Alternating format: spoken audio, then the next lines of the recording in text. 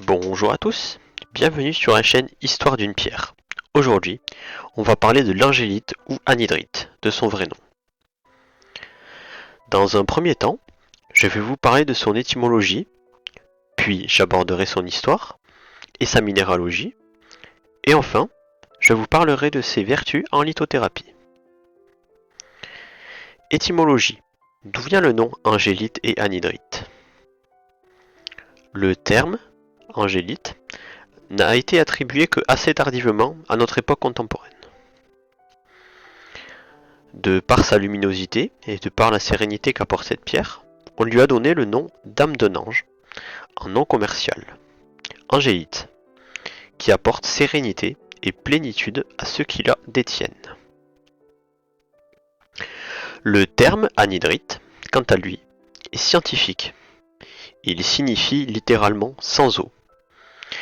Il vient d'anhydros en grec. Il met en évidence l'absence d'eau dans la formule chimique de la pierre.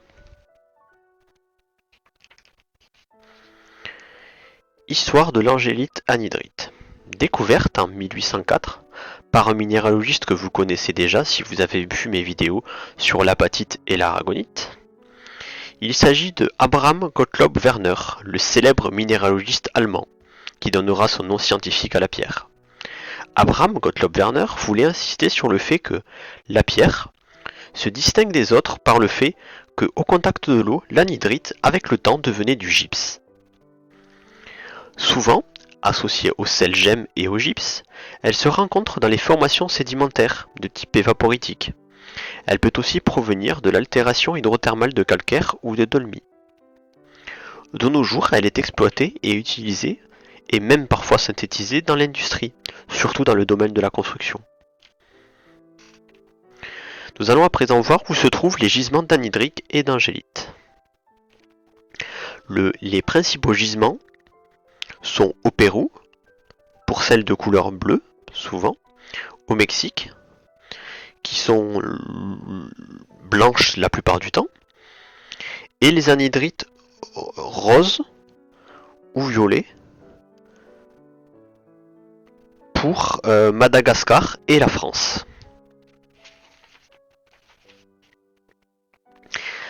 L'angélite et l'anhydrite en minéralogie. Alors, composé de sulfate de cuivre d'anhydre, de calcium, sa formule est SaCO4. C'est donc une substance dérivée du sulfate que l'on trouve à l'état naturel. Majoritairement bleu, c'est la présence d'autres métaux qui en modifient la teinte, la rendant bleue, rose ou violette, et parfois blanche. Comment différencie-t-on l'anhydrite du gypse? L'anhydrite ne se raye pas à l'ongle car il est moins tendre que le gypse. On peut aussi faire la différence grâce au clivage qui s'opère dans toutes les directions. Son clivage est parfait. Il permet une cassure de forme conchoïdale à irrégulière. Son éclat est multiple. Elles revêtent donc de multiples facettes, gras, vitreux, cireux et perlés. Le trait de la pierre est net, de couleur blanc ou gris. Elle a une dureté de 3 à 3,5 sur l'échelle de Mohs et elle possède une densité de 2,96. Nous allons maintenant voir les vertus de l'angélite anhydrite.